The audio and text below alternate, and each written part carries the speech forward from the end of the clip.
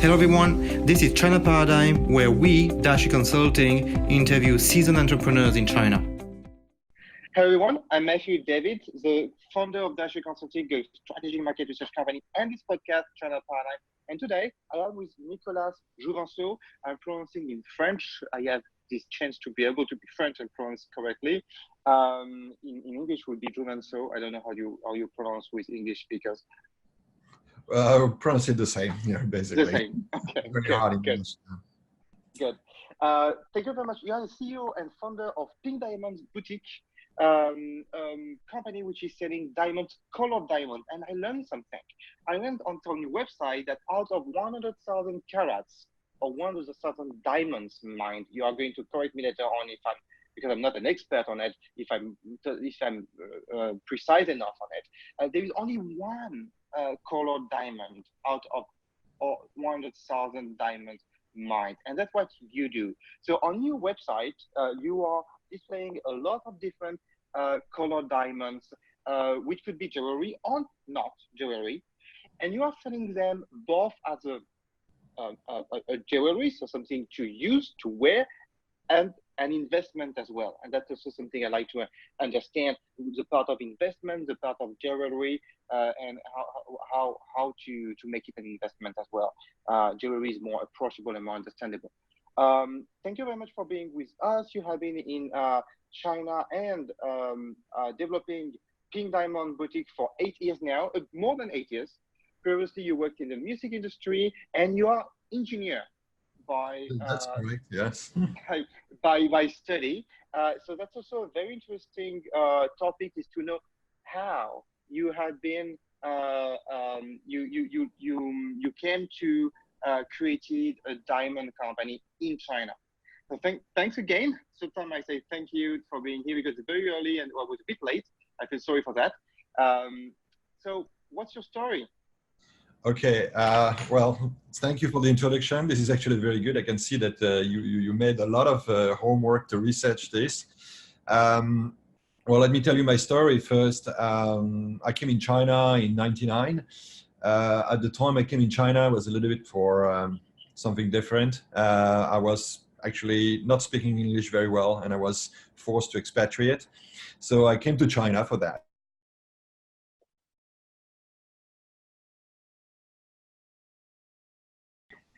So we have a bit of technical issue, and my question after I introduced what I could find online about you and your company is, what's your story in China? And you were telling me that you came to China to learn English, which is a bit surprising. Yeah, it was a bit strange. I was still in engineering school, and then I couldn't pass my English grade, so I had to expatriate, and they forced me to make internship and study abroad. So I did that. I just did that, and I actually really love China. In between, I went back to Sweden for 8 months, finished my study, and after China was a bit hard for me. So I decided to, and I actually really love China, so I decided to come back and work here just after I finished my studies. And so I worked for an engineer a couple of years, and I actually lost my job because the company was not doing so well. And I decided to move into, I realized I was more commercial than actually technical. So I decided to move in, I had this opportunity in the music industry. I was the sales manager of a famous company, was doing electric guitars and bass. And I worked there for 9 years.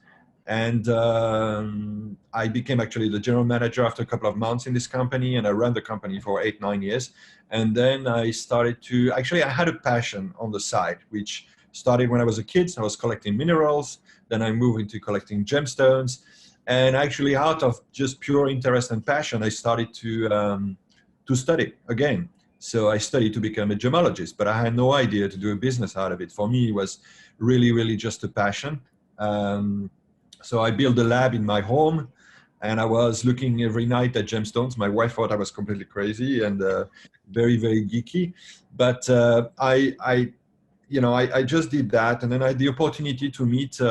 During this, I met a gentleman who was actually a diamond cutter, and I discovered color diamonds. For me, that was a little bit the haha moments where I thought like, well, this is really the top of the top, and this is something that nobody knows in China, because even at this time, and we're talking 10 years ago, at this time, color diamonds were not well known from the public.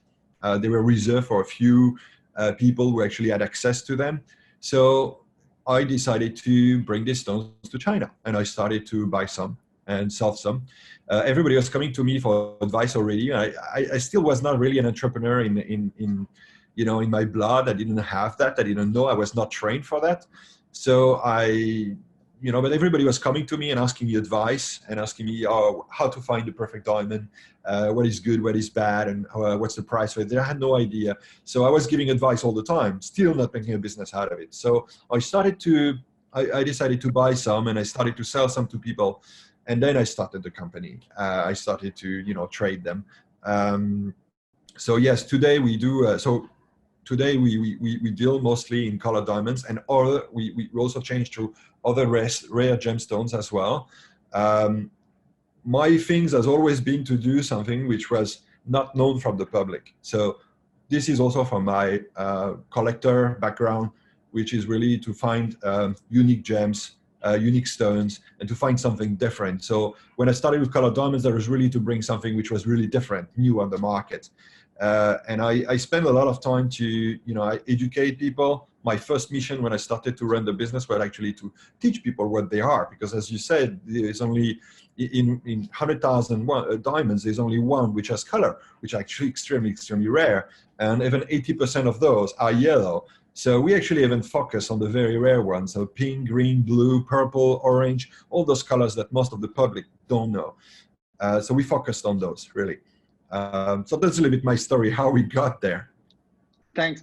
When we think about rare, I like to go into your business now to understand. When we talk about the rare products, we think it's expensive. Could you tell us about how expensive a colored diamond is compared to a more usual diamond? Actually, it's not. That is actually a misconception. Yes, I know most people would think that when we talk about rare, but some can be rare and be actually cheaper than normal one, and some can be way more expensive. So there is a rationale to that, because the market is completely different for colored diamonds and white diamonds and normal. I call them white, normal colorless diamonds. The normal colorless diamonds are plentiful actually, and the price is more or less controlled by the cartel who mine the diamonds. That would be De Beers or Alros are the big miners who are actually consorting together to maintain the price as they are. So the price are more or less manipulated for the colorless diamonds, and the price are very transparent on the market. The colored diamonds are like so rare that they actually respond to another logic. It's all about offer and demand. So if those diamonds are very rare, but there is a lot of demand, like pink and blue, for example, which today are very well known from the public, they are extremely expensive. But then you have some colors that are not well known from the public, like the orange, for example, like mixed orange color, like champagne color, like gray or silver diamond. Those ones are actually rare as well, but they are not well known, or there is no huge demand yet for those diamonds. So they are still cheaper than the colorless white diamonds. There is a lot of other reasons as well, because for example, you can have the perception from public is that a color needs to be pure to have value, that you need to have a pure blue or pure pink, but actually color is very subjective. You can have a orange pink, you can have a pink which is a little bit more brown, pink which is more red. No, those are variation from the initial color, because color is a full spectrum. So you have a huge category, but those ones which are a little bit different from what the perception of people, which is like pure pink or pure blue, they will be cheaper, which also doesn't mean they are not rare as well. They can be amazingly beautiful and they can be very rare, but they will be cheaper because there is less demand. And this is actually what drives the investment side of those diamonds, is the offer and the demand. So some which are, for example, not well known, represent sometimes an opportunity as a not too expensive buy-in with a potential, with a very nice upside in the future. So there is different way. I mean, the investment side is a bit complex. There is different opportunities for different kind of gemstones, but the base logic is the offer and demand, the rarity against the demand from the public. I see. Are you selling mainly in China? You are also exporting. Who are you selling to? Well, we have several activities. One, we are trading, so we are selling worldwide among traders. In China, we are really focused on retail, so we mostly focus on end consumers. And for this, so we do two things here, which is investment diamonds. So we sell one diamonds to one investor, or we also do private custom-made jewelry. So one big part of what we do is also designing and building custom-made bespoke jewelry for the clients. So we have all these activities basically. I see. If someone is listening to us and would like to understand the price of getting a customized jewelry with your diamonds, what are we talking about in terms of ranges? Well, we do. I mean, we are actually, even though we do it with rare, we can do even custom-made jewelry for, less than $1,000. I would say $1,000 to virtually no limit. The price actually for custom-made jewelry is actually not that expensive because we are in Asia. In Asia, manufacturing is actually pretty good, but not that expensive. So we have a very wide range of price and budget. So this is why we actually can cater with very, very different kind of clients. And actually, sometimes we have people, for example, we have different kind of profile for clients, even for traditional wedding markets, which is normally for colorless, because we are like, this market has been marketed for 80 years about the colorless diamonds, the purity of the marriage, diamond is forever, diamond is love. So the color diamonds represent an opportunity to actually be different and sometimes to buy something more affordable, because when you are a young man and you need to get married and you don't have usually a huge income when you start early in your life, but you can actually get something bigger compared to colorless diamonds for a lower budget. So that also is an opportunity that we actually cater for people who want something different. They just have to want something different. Okay. In retail, do you do customized, or you have your own jewelries in retail in China? So we have our own jewelry. So we do have jewelry which is ready to made as well, and not that much. Most of what we do is custom made. We are not a shop, so it's not like we are in the street on a view to everybody. We maintain this rarity by working only by appointment. So even though it doesn't matter what you do, if it's a big project or small ones, we all take an appointment. People come to see us, they choose the stones, they look at the product.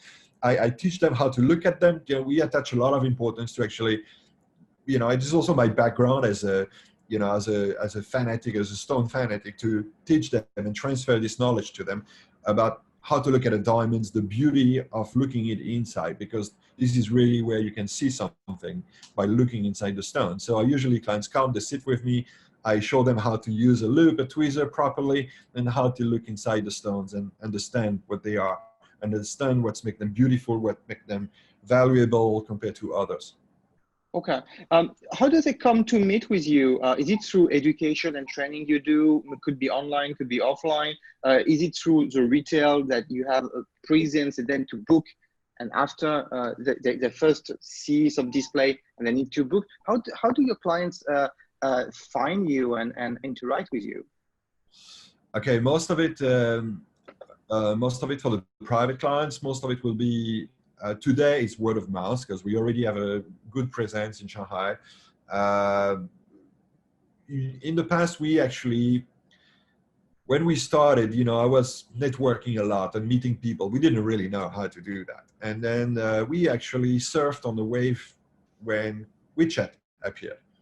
Mm-hmm. So when WeChat appeared, we started to meet as many people as possible. We are very good at networking, at meeting people, enlarging our network. And we basically posted on WeChat and promoted our products on our private contacts. And that through us accelerated, because the early days in WeChat, the acceleration in number of contacts you will get and the visibility it had was really, really fast. Weibo was extremely useful as well. We gather a lot of people through Weibo. It went down a lot for the last 5 years, I'd say. But WeChat has been an accelerator for that. So that's one way. The other way, we were doing a lot of conference to educate people. We are doing, I would take 10, 20, 30 people in a room. I'll bring jewelry, I'll bring stones, and I'll teach them. I'll basically give a conference on how to look at those diamonds, where they come from, how do you cut them, what make them beautiful, what make them valuable, why they have colors. I'll basically lay out knowledge, because the early days, nobody actually understand and knew what they were. And even today, a few people understand what is an orange diamond or purple, or, you know, those colors are still not very well known from the public. So I still do this. We do it less because there is more awareness today. But at the early days, we were doing a lot of conference and people, you know, private meetings and people who come to see us and get to know us. Today, our main channel would be referral. So we have a lot of people who basically refer us. I see. Talking about China more specifically, you have built your business in China, you develop in China. So I don't know how far you can compare with the West, but how would you define the Chinese market for diamonds compared to the Western market for diamonds and the differences? Okay, I think the West is, I mean, is rather different. And I would say the Chinese market actually overtook the West in this regard. In the West, we were starting to offer diamonds for weddings, for engagements, much earlier than the Chinese. In the Chinese history, it's very recent. I mean, 15 years ago, they didn't have the culture to offer diamonds for engagement. However, Chinese actually love gemstones. So, you know, they love gemstones, they love jade, and they love fine gemstones as well. They have this culture of having something. For him, it's very important to have something, a gem which is untouched, unheated, unmodified, absolutely natural. Which in Europe we have less this concern. Is more about, you know, budget, and but they are less concerned about the treatments that we go to with the stones. For example, with sapphires and rubies. In the markets here is, I mean, the consuming market, of course, in China, the consumer market in China is definitely way bigger than it is in Europe. The purchasing power also became way bigger in China. So the scale of it is completely different compared to Europe. In terms of also wearing the jewelry, it's often considered more safe in Asia. People are actually wearing more jewelry. They feel more safe. In Europe, there is this concern also that people don't want to show up wealth. They are scared to show too much. They are scared to wear too much. Well, in the vast majority of the population. In China, they have less complex for that. I would say generally in Asia, they have less complex to actually wear jewelry and show what they own and make themselves happy with it. Did you feel that over the last 15 years, you said that 15 years ago it was not that a big market or not that attractive for Chinese? Do you feel that now the Chinese market is impacting the prices worldwide? Does it impact the economics? Does it impact the market worldwide? Or is still not that big to have an impact, worldwide impact? No, it does have a worldwide impact. I mean, China today for the diamond market is probably the second country in the world after the US. So it's a huge market for the gemstone market. Chinese, the market actually evolved. I mean, when I was saying, I mean, 15 years ago, they only knew white colorless diamonds. Even gemstones like ruby or sapphires were really unknown to the market. One of my initial stones I wanted to bring to the market was rubies and sapphires because people did not know them. When it comes to colored diamonds, they were really unknown because nobody was actually putting them on the market. The shops, the companies, the jewelers were not actually selling because there was no demand. So who comes first, the jewelers or the demand? So the demand was not there, so nobody was actually putting them on the market. So there was only one was actually starting to promote them, was Tiffany. Tiffany was starting to promote yellow diamonds all over the world, and that's how it started. So that people actually started to get to know them, understand that there is other colors than white diamonds, and that it could be really beautiful and valuable as well. Pink diamonds started with celebrities. Jennifer Lopez, for example, will get several pink diamonds. So that's how they get to be known on the markets, plus jewelers starting to bring them on the market. But it was started, you know, I would say started 15 years ago, more or less. So, and in China, it was still fairly unknown. And through all small jewelers bringing them and educating the public, the market started to be more significant.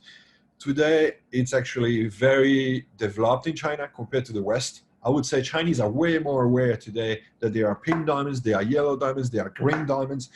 I would say in Europe, they don't know that well because the demand is not there. There's not so much demand as there is in China for those rare gems. Less people, as I say, are willing to wear them or are looking for them. Maybe more in terms of investment. Yes, there is more demand because people start to understand that actually colored diamonds are an interesting investment.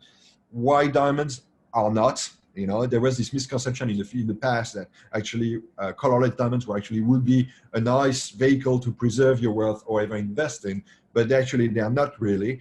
So this misconception is starting to erase. So people start to realize that actually colorless diamonds are not necessarily a good investment, and they're looking at the more interesting things. You talked about Tiffany, Jennifer Lopez, the pink diamonds. They popular, made it popular. How do you differentiate when you have those big players and you are a smaller player? That's my first question. But in parallel, I went on your website, and people who are listening to us may have not yet gone on your website. When we go on your website, we see very colorful, very artistic jewelry, pieces of jewelry, very, very creative. And I feel what I understood from your website, that's one of the differentiation. That's much more artistic. We see a much more imagination, work into it, and uniqueness. I feel than when I can see in some shops, but maybe I don't go enough to those shops to be able to compare. So how do you differentiate to those big companies?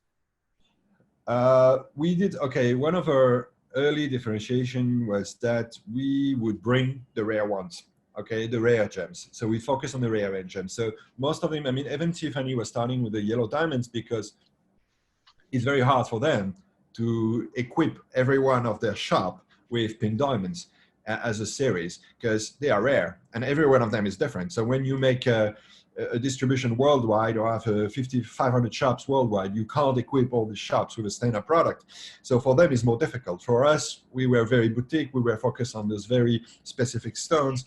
So it was easier for us to do something to really find uniqueness and provide something special. And this is what we try to do by doing the gems. So this is why my focus has not been even in yellows, diamond, for example, but more on the rarer ones. So we were always looking for the fine and special stone. And we have a really big focus also in finding premium quality for diamonds. So even though they can be the same grade, the same colors, there's also different quality of make, of cut, and that is where we were focused. So that was probably, so the raw material was already our huge focus, to focus on the rare diamonds. Then our second focus will be also in terms of customization. So in customization and design, and to provide something which is different from the mainstream jewelry. So that's also how we try to differentiate. So you saw our design a bit online and everything. So we didn't try to do it like a brand where we would try to make everything as a series or have a common sense. Because initially I was not a designer. I came to be a designer because I had to design for my product. But I was never trained really as a designer. I was just an engineer. So I can actually design in 3D. So that's why today I design in 3D. I also learned to draw, and now I'm drawing my jewelry. But our focus to differentiate here was to do something special, unique. And we have actually, personally, because this is something I love, I have a lot of fun to do something which is different from the normal piece of jewelry. And the last thing I would say, where we try to differentiate where the big shops or the big players can't do, is really providing a complete different experience. So when people come to see me, usually, so they come, they learn about the stone. They don't just buy it in a shop and have a certificate for it. They learn, they understand what it is. They understand how special it is, what make it unique. And so that's the first thing. And then I will design not for them, I'll design with them. So when I have a gentleman who comes to buy stones for his wife or his girlfriend, I will basically involve him completely. So that he feels that he's in charge of the design, that he's actually the one making the design. I'm just assisting. I'm just helping him to put the piece together. And sometimes they don't know, so I will guide them, show them picture. We have a whole process for that to really make them feel the experience is, I'm building my jewelry, which I think is really, it's a lot of satisfaction for any clients who wants to make a piece of jewelry. Yeah, I guess it's a great hook actually to interact with them and to say you can customize, so they will come back to you anyway to understand how much they can customize. I am on your page on your website, and what I wanted to say is that the type of design you have reminds me of jewelry you can find on a crown, the jewelry you can find in museums where you see. Jewelry from kings and princesses, because it's very colorful and you put different colors on the jewelry. So that's the effect you can have when you see the jewelries. Talking about the design and the production of it, that's a question I had. How do you produce them? You said that you met with a diamond cutter. So you work with him. You designing yourself in 3D through a software. Could you explain more about the process? So we actually, the diamonds, we get them from manufacturer, basically, or traders, or private people. Because we actually, so the diamonds are already cut, they're not rough. We don't cut them ourselves. I'm a specialist, I'm a gemologist, so I'm a specialist for stones which are already cut and faceted. So we will buy them from the manufacturer, and we will so have the loose stones. And then when we design the piece, so we design it either in 3D or by hand. Then once we have the concept, we make production drawings, which are actually the piece that's going to be produced. From that, we make a casting, a wax. We make in 3D, we make a wax, or we sculpt it by hand. This wax is used to make a mold, and this mold, we will melt the wax, and then we'll use this mold to make the gold. And then everything else is finished by hand. The setting of all the small stones, the polishing of the metal, all the small details that you will see on the jewelry. So that's basically the whole process. The jewelry, the manufacturing, we do some jewelry in China, and some for the very high end we'll do in Taiwan. So we have these both manufacturing place to do it. That's about the process. Yes. Why would you do it in sometimes in China and sometimes in Taiwan? Why it would be high end more in Taiwan? Because in terms of quality, the work that we have in Taiwan is much more delicate, and in terms of quality will be much better finished than in China. That's why we do it there. So we talked about jewelry. The other aspect of your product is to be an investment. Could you tell us more about how Chinese see diamonds as an investment, and the market in China for diamonds as investments? Well, they keep this, for Chinese is extremely, they always have this concern. For buying diamonds or buying jewelry, for them, it needs to keep value. I'll say this, how they would say it in Chinese, which means they expect it to grow. So Chinese are of this always, they had a lot of faith in gold, for example. Every Chinese, when the baby is born, you offer gold, 24 karat gold to the kids. So this wealth preservation is really important in China. And when they buy jewelry, they want it to be a legacy, and also to keep in the family, and to preserve wealth. So they're very concerned for that. This is why they won't buy stones which have been heated, which have been modified in any way. So that this is very, in diamonds doesn't exist because we don't really treat diamonds. But for example, for rubies, sapphires, emerald, that has been, there, for example, sapphires and rubies, 90% of them are heated to improve colors, and they sell massively. This commercial level quality will sell massively in Europe. In the emeralds were oiled, which caused a huge scandal in the US because jewelers were not disclosing that. But emerald is a very standard treatment, for example, just you have to say it. For the Chinese, it's extremely difficult to make them understand treatment. For them, it needs to be a natural product. It needs to preserve its beauty and its value, and they have a very big requirement for that. So the investment, and it's in Chinese mind, is really a lot about wealth preservation and growth. So they do see it as a very tangible asset that you can own and that will grow in the future for their family and for themselves. But it's pretty new, right? To think of diamond as an investment, or it's old. For diamonds, for them, yes. And I mean, for everybody, because, a lot of people didn't know them a long time ago. I mean, colored diamonds, if you look back in 100 years ago, they were disregarded as you know, a substandard compared to the normal white diamond, until people realized they were actually exceptional. I mean, the connoisseur and the people who were in the business, they knew that those stones were actually really, really special. But the general public did not have this awareness. And this is why you can see stone today on auction that we sell for millions of dollars, and were bought back in 1920s or 30s for $5,000 or $10,000. So this is exactly why you can see that, because the awareness was not there. You're a member of EO, Entrepreneur Organization. Would you mind sharing what EO brought to you? I feel EO in China has built a very strong community. I was part of the accelerator before.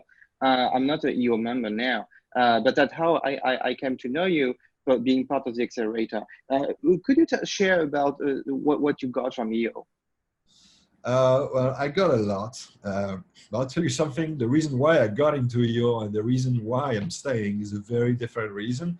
I got into EO because I was driving my business by networking, meeting new people. So I had always a lot of clients who were entrepreneurs, so I naturally joined the organization to network. But I did not stay for that reason. EO brought me so much more than this, and actually it did not meet me. It didn't bring me this. It didn't bring me in terms of sales or networking. You know, it was not what it actually bring me. Very quickly, I realized it would bring me something else. So the EO is all about helping entrepreneur, a very solid network to learn. So they have amazing speakers and learning events from which it's extremely important to learn. When you're an entrepreneur, you are fairly lonely. Nobody is teaching you. Nobody is actually telling you if you're driving your business in the right way or in the wrong way.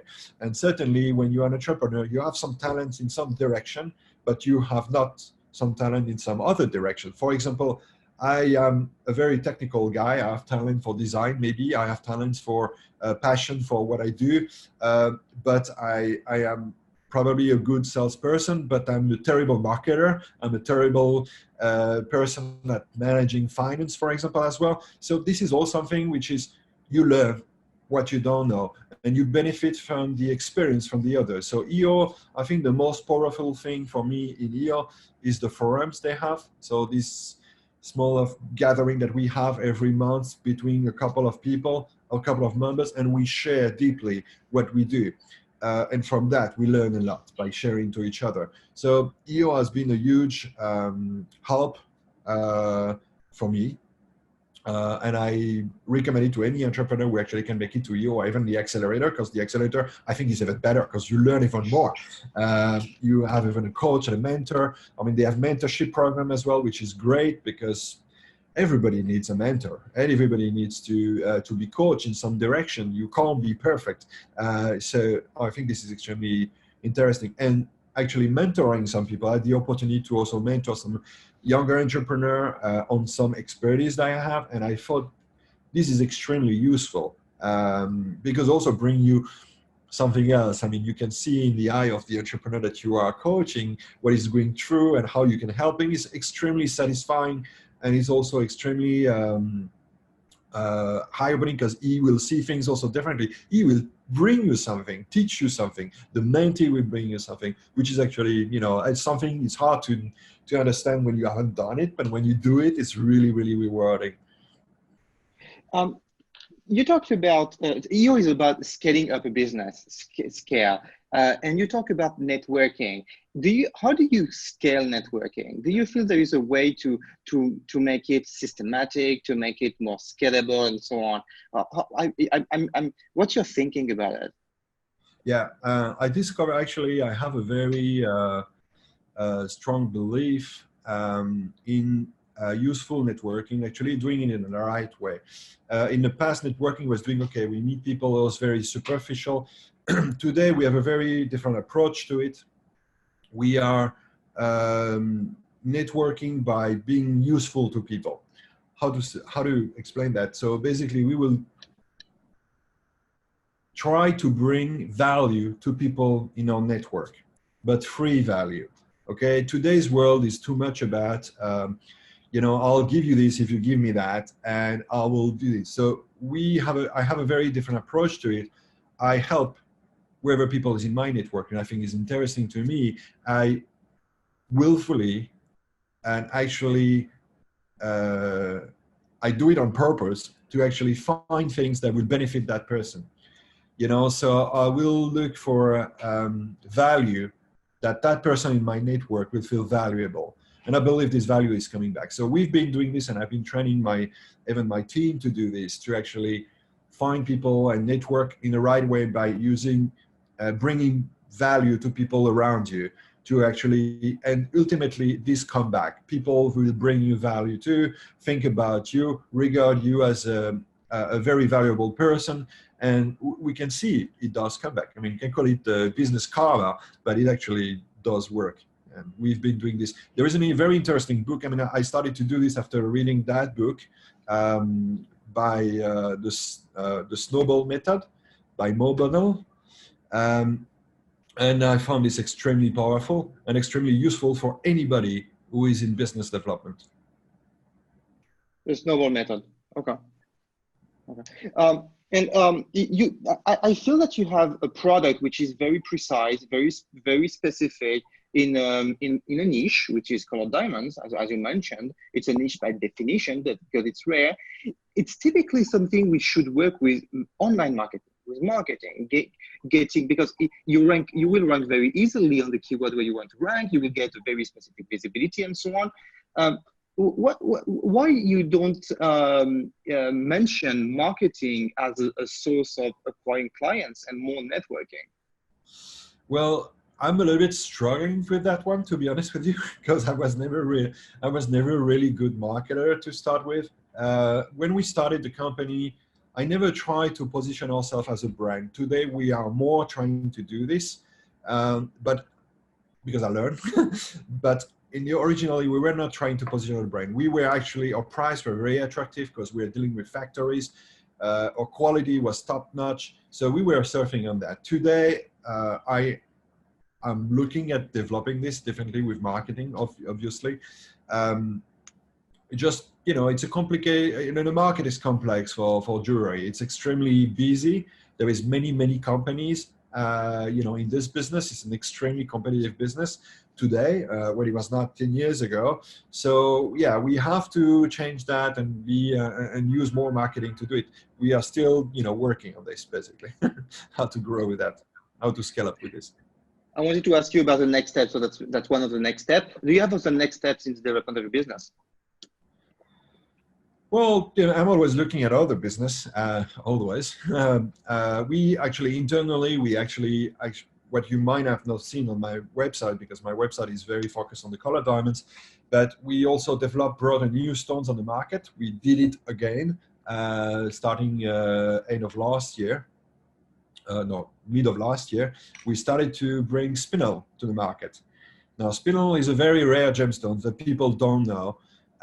So we are repeating what we did with the colored diamonds, bringing to the market something which is rare, unknown, and of really strong potential for growth. And spinel is that stone. It's a stone that comes from Southeast Asia, so it'll be like Myanmar, Vietnam, Tajikistan, also Tanzania. But that stone has been confused for many years with rubies and sapphires, and is actually very often has been sold as ruby and sapphire. So some famous rubies or sapphire are actually not ruby or sapphires, but spinel. So we are trying to bring back awareness about that stone, which is actually rarer than those famous gemstones. Therefore, should be more expensive, but today is still cheaper because it's not well known. So we are basically repeating exactly what we did with the colored diamonds and promoting. So we created a new brand for them. We called it the Spinel Collection, and we are actually promoting those gemstones again. So that's a new things we're doing. We are also recently starting to distribute watches in China. I fell in love with a very young brand in Switzerland, and I actually loved the watch. The first time I actually started to know it is because I saw it on one of my friends. I just bought one straight away, and I actually came to meet the owners of that company, and I really fell in love with the product because they're actually really beautiful watches. And at least I asked him to take the distribution for China, and he said yes. So we are just starting to distribute them, to bring them to the market China. So for us, it's new as well because it's a complete different business, watches and jewelry, still, you know, brothers and sisters, but different. So this is one thing new that we are starting to do as well. Interesting. That would be the opportunity for another interview in 1 year, 1.5. Thank you again. Thank you very much. Congratulations for everything you achieved. Very interesting very inspiring to talk to you. I hope you enjoyed it. Yes, it was fun. Thank you, Matthieu. Yes. Thanks everyone for listening, and have a good day. Bye-bye. Thank you very much. Bye-bye.